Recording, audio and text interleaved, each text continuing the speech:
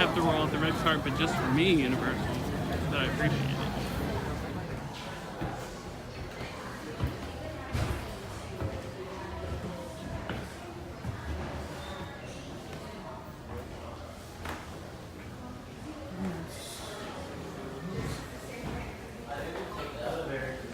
Hello out there, wherever you are. Today we are at Universal Studios Hollywood to check out the VIP experience. Let's go.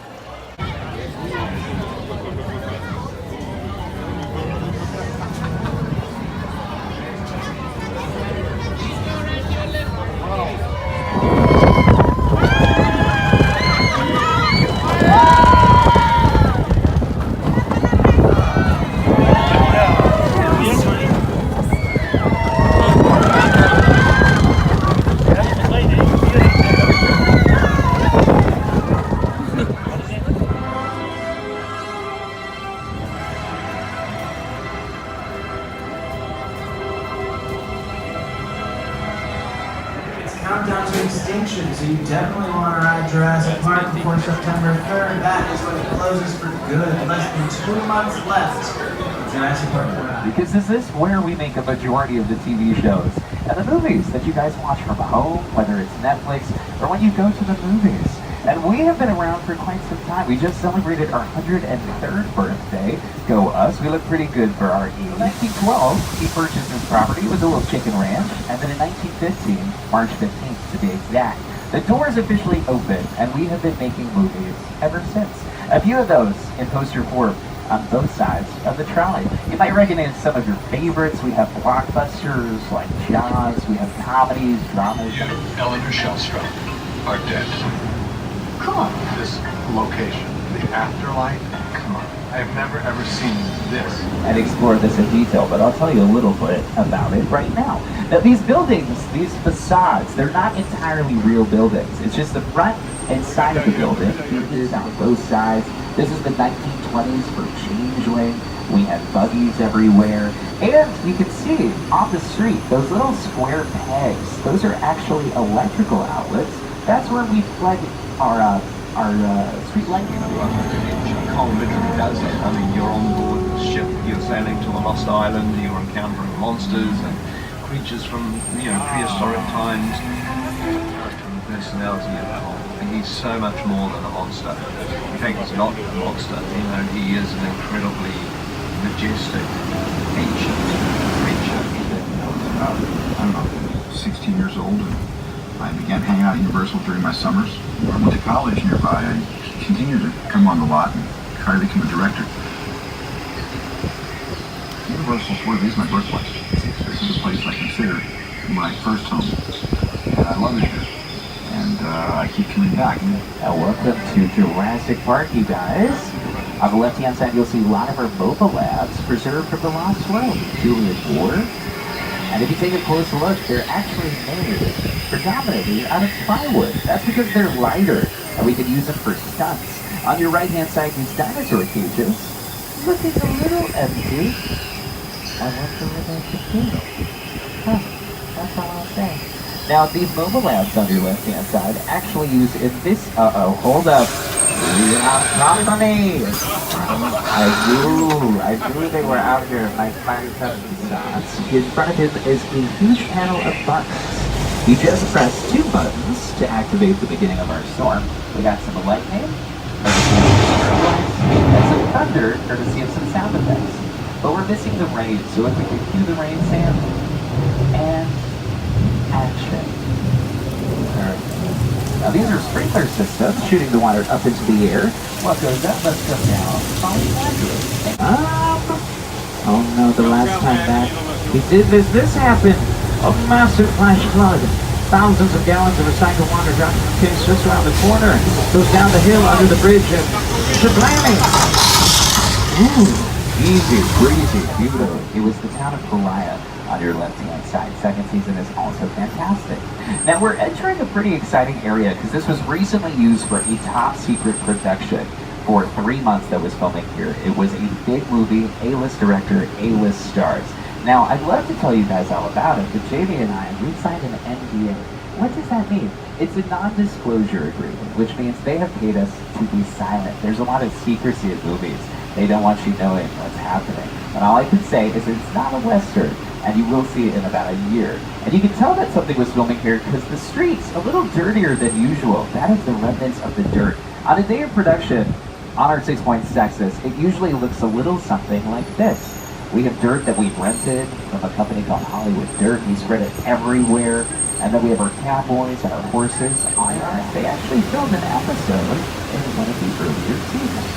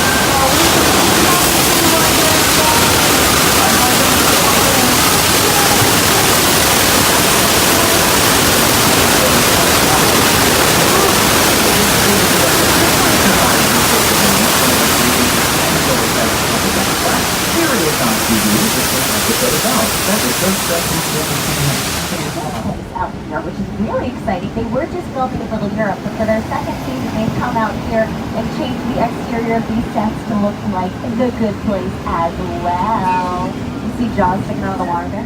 And next door to Susan in the Gray House, that was Lynette Scavo's home, played by Emmy Award-winning actress Felicity Huffman. And across the street on our right-hand side, of course, in this perfect house, is Blue House belonged to Brie Vandekamp, played by Marcia Cross. Up on your screens, this is how this area looked whenever it was transformed to look like Wisteria Lane. And next door to the Hardy Boys is Plum House, that's 1313 Mockingbird Lane. That's where the Munsters live. And on our left, we just passed by a green and stone house. If anybody's ever seen the movie Wide Ham, starring James Franco and Bryan Cranston, they filmed the very ending of that movie right here in our Colonial Street.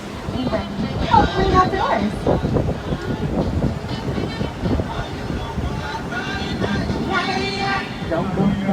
This is another example of a fully practical set. It's been used for plenty of other productions though. Deja Vu starring Denzel Washington, Desperate Housewives, The Ghost Whisperer, Deja Vu. Ron Howard used extensive portions of our backlot. He used 11 sound stages for his humongous production.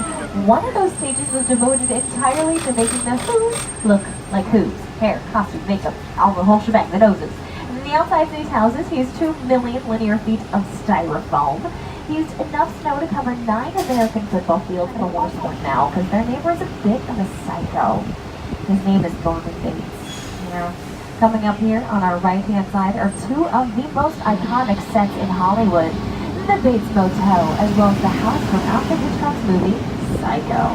Anybody feel like taking a shower? No? Never get on with it. Nobody wants to take that up. And, what? Is that Norman? Huh.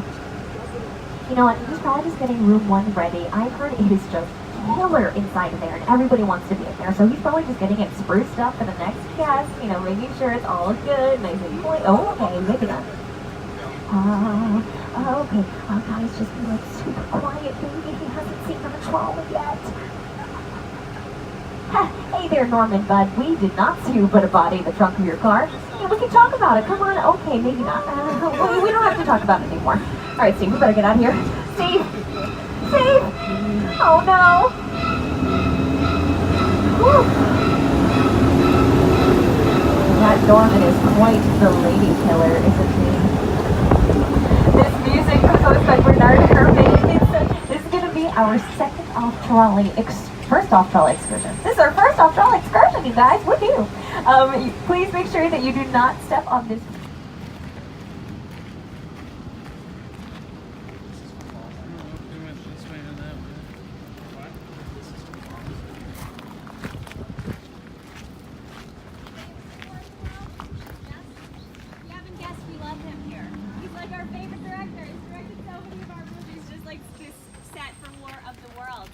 Now this is based on the movie, based on the book that was written by H.G. Wells. And then Orson Welles actually did a radio play of this movie in the 1930s. Unfortunately, people did not tune into this radio play until too late, and they did not catch that this is a work of fiction. This is a story all about an alien invasion taking over the world. And so people were tuning in late. They thought it was real. People were jumping out of windows. They were so terrified that this was an actual alien invasion that was happening, but it was really just a radio play that was going on. And then, of course, we have this film that came out starring Tom Cruise and Dakota Fanning. This scene, it took weeks to build this entire set for a 4-minute scene, but it absolutely made an incredible impact. We start out over here. This is where Tom Cruise and his kids are hiding out because they've heard that things are going on, loud noises, so they're hiding in the basement. After everything has happened, we have a picture of the film on Tom Cruise. He's coming up at the stairs. It's all told from his perspective. We don't really see the aliens. Steven Spielberg discovered with Jaws that what you don't see is a lot scarier than what you do see. So everything is told from the perspective of the survivors. So he comes up these stairs, we pan the camera out, you see this spinning turbine on fire, and you see this incredible destruction all around you. Let's go take a closer look and see if this is a real plane. Let's wear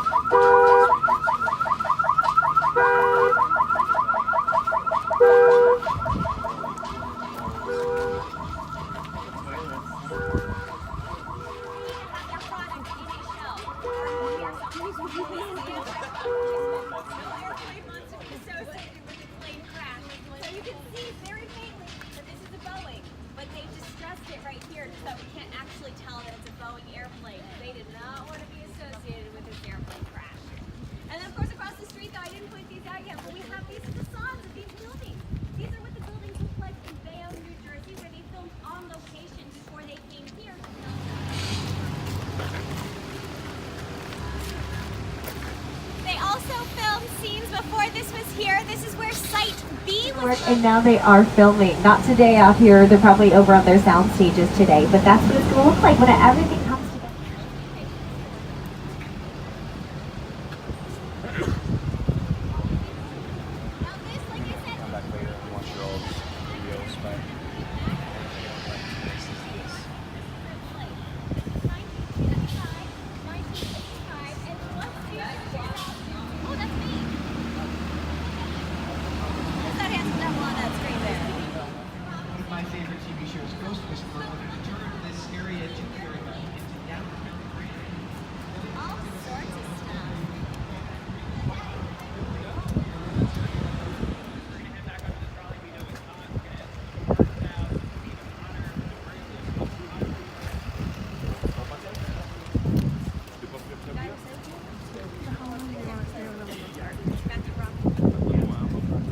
Backlot in general, there are so many options for filmmakers. You know, if they don't like one building, well, they just need to turn around. They've got pretty much the same building in a completely different style, you know. Plenty of options for filmmakers to come back here. And this is what the set's going to look like. Whenever you first get here, pre-production, we saw what it looked like afterwards. A little rough, this is what you're going to see. And then you have to go to the craft department, decide how you're going to dress it up to make it look exactly like you need it to look. Well, that is about it for our trolley experience. I hope you guys had a fantastic time learning all about the history of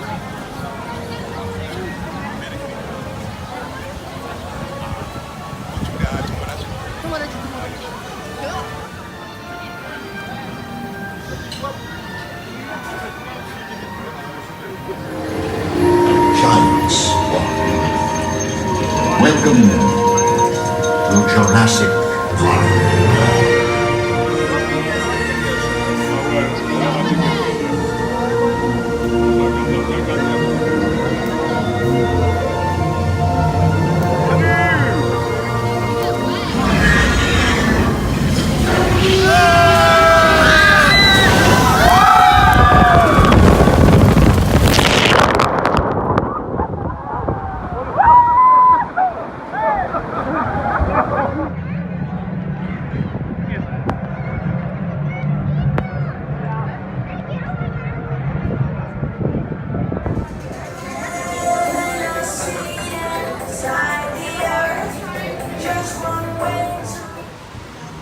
That spread. VIP doesn't disappoint food-wise.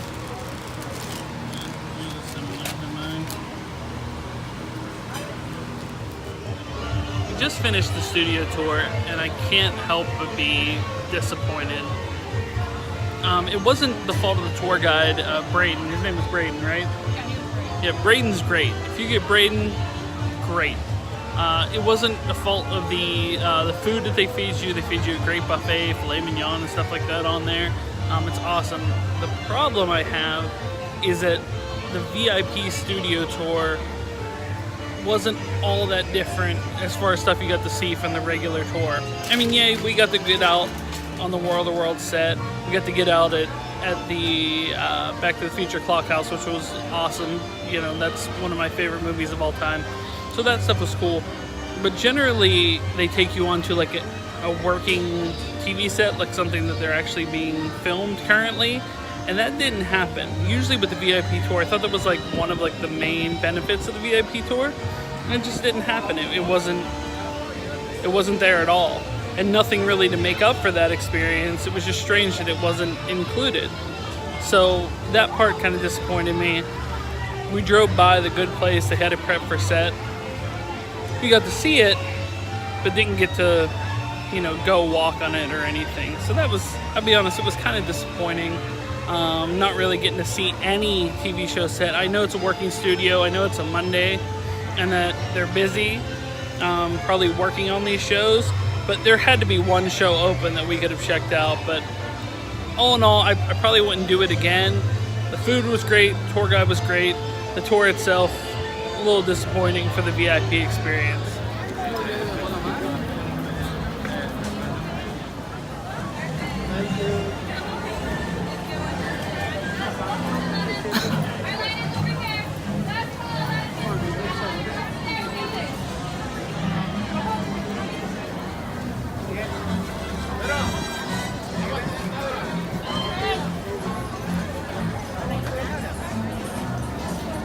Hi, everybody.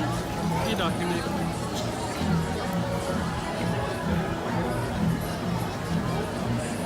Catch us smiling and win $100.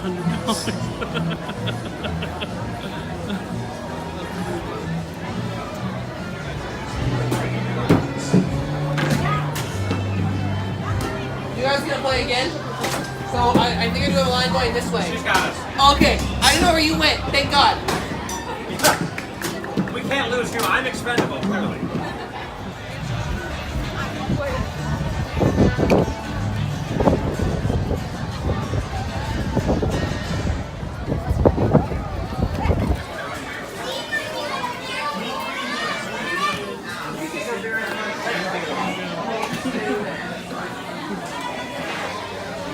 Did you pay for it? No.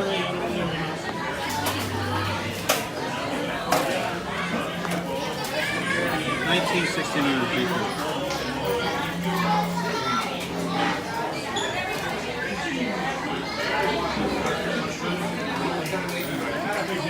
Okay. Yeah, today it was better yesterday than today. Okay.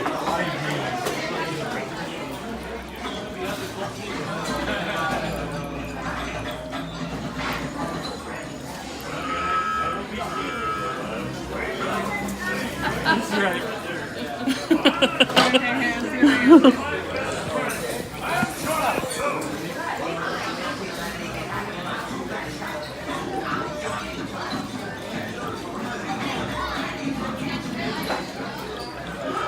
Ah.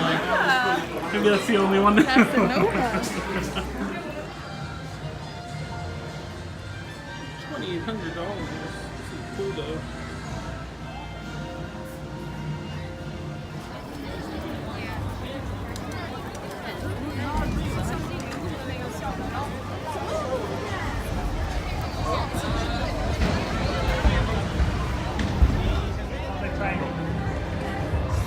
Silverback.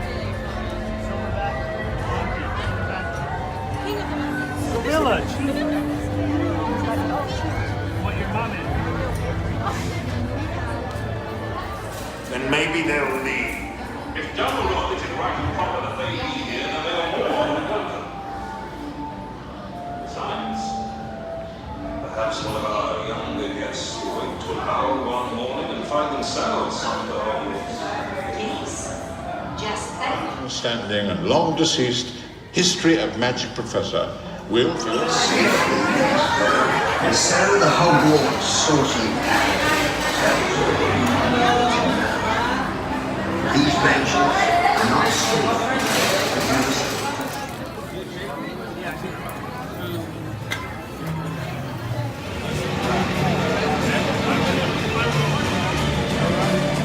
The world has changed.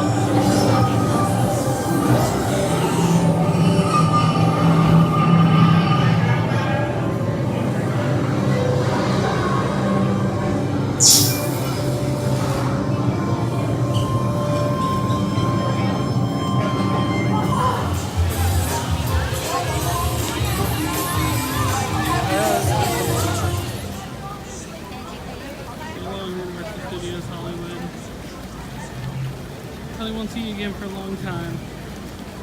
But it was fun. Good time.